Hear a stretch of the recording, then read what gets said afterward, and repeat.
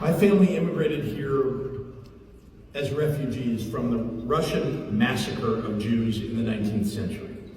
The vast majority of Americans are here because our ancestors sought security and safety and opportunity that's afforded to every person by this constitutional republic. And that's exactly what the founders had in mind. They themselves, having been forced to expatriate from a tyrannical king who arbitrarily took away their rights. So I want to say something important to all of you. Let's dispel one enormous MAGA lie that they told to win the last election. We Democrats believe that undocumented people who are convicted of violent crimes shouldn't be allowed to stay in this country. Convicted of violent crimes, if you're undocumented, you shouldn't be allowed to stay. We want public safety just as much as the Republicans do, maybe more.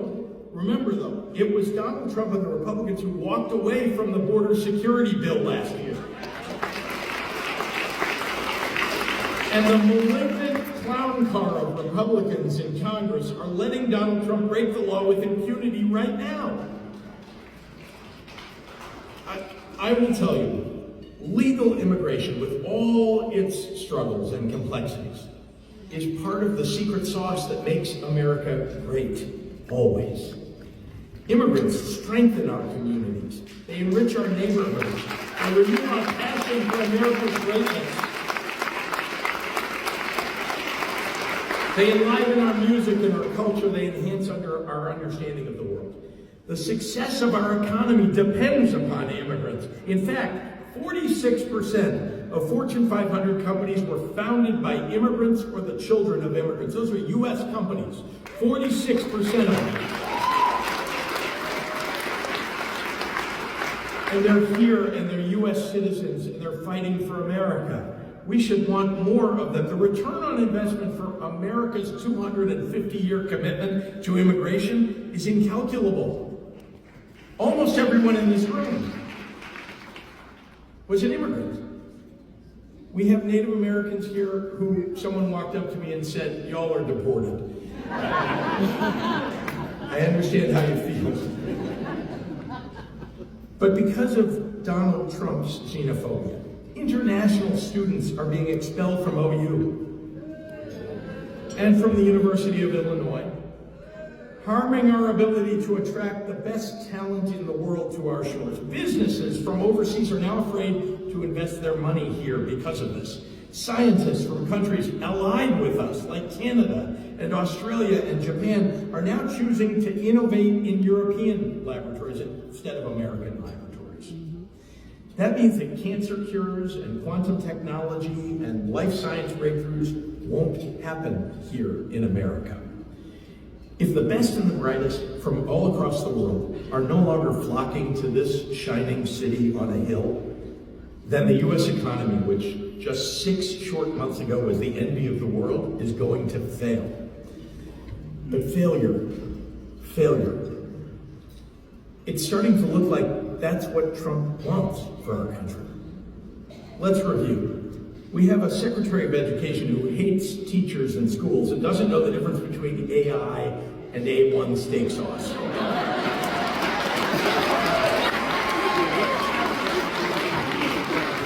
We have an Attorney General who ignores the Constitution. We have a Homeland Security Secretary who knows nothing about keeping us safe but likes to play dress up as Ice Barbie. We have a president who claims to love America, but who hates our military so much he calls them losers and suckers, and then deploys them against U.S. citizens in U.S. cities. And this country has a grand old party founded by one of our nation's bravest presidents, Abraham Lincoln, that today is so afraid of the felon and the fraud that they put into the White House that they would sooner watch him destroy our country than lift a hand to save it. The grand old party has become the shameful old party.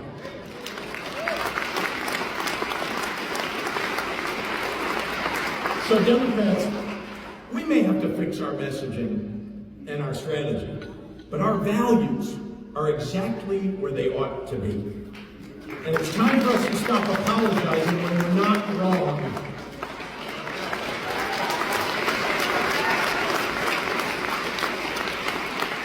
and time to stop surrendering when we need to fight. Our small businesses don't deserve to be bankrupted by onerous tariffs. Our farmers don't deserve to be abandoned by a Congress unwilling to pass a farm bill because they don't want to feed hungry kids. Our working class families don't deserve to lose health care coverage because MAGA Republicans want to hand a massive tax cut to billionaires. Our federal workers didn't deserve to have some 19-year-old Doge bro called Big Balls destroy their careers. Autistic kids and adults who are loving contributors to this society don't deserve to be stigmatized by a weird Nepo baby who once stashed a dead bear in the backseat of his car.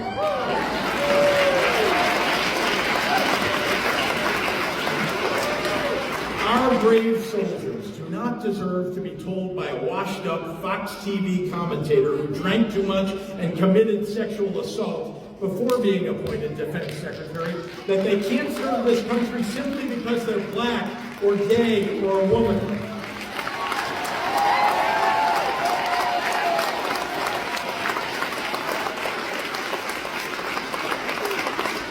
And integrity needs to be restored to the Oval Office, and corruption needs to be rooted out of the West Wing. No more gifts from foreign nations. No more unvetted Russian assets in key government positions. No more firing of watchdogs. No more enriching the bank accounts of allies and campaign contributors at the expense of everyday Americans. No more weaponizing the U.S. Department of Justice to persecute and prosecute political enemies. No more knocking down U.S. senators for asking questions at Ice Barbie's press conference. And no more ignoring the Supreme Court and targeting judges. You know, there used to be lines that no president crossed, regardless of party. And yet this one is crossing them in the pursuit of yet more power and more wealth for himself. If it sounds like I'm, well, contemptuous of the MAGA Republicans, it's because I am. And you should be too. They're an affront to every value that this country was founded upon. Now, I think there's a way out of this mess, and I know because I've been to this movie before.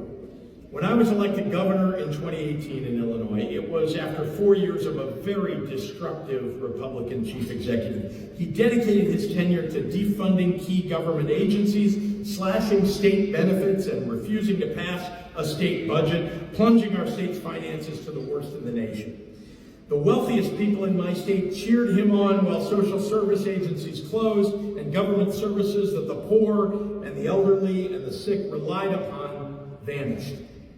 Does any of that sound familiar to you? That's what happens when you elect a chief executive who's hell-bent on shaking things up without any idea how to fix what's broken.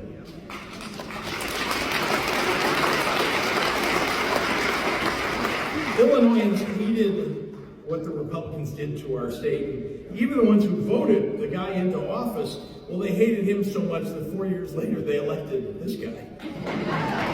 So, here's a lesson that I've learned. When we emerge from this, and we will emerge from this, our democratic agenda must be bold and our ideas fearless. We will have no time to waste. America needs us. We must be willing to slay sacred cows. The courage of our actions must match the immediacy of our words. And we must deliver on an agenda centered on working families and for the people who truly make America great.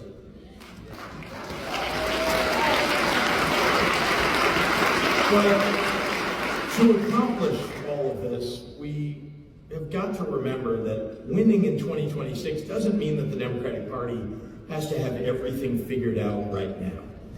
It means that we have to focus on the policies we Democrats created that matter to the working class and to the middle class, and then fight like hell to keep the Republicans from destroying them.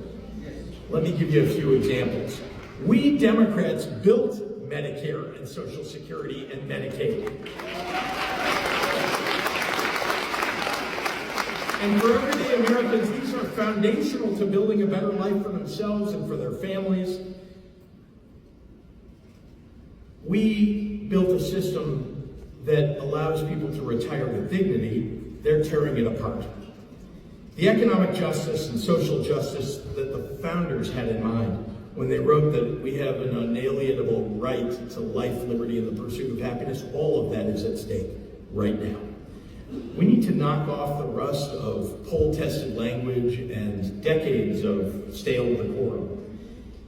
It's obscured our better instincts. We need to say what we mean and mean what we say.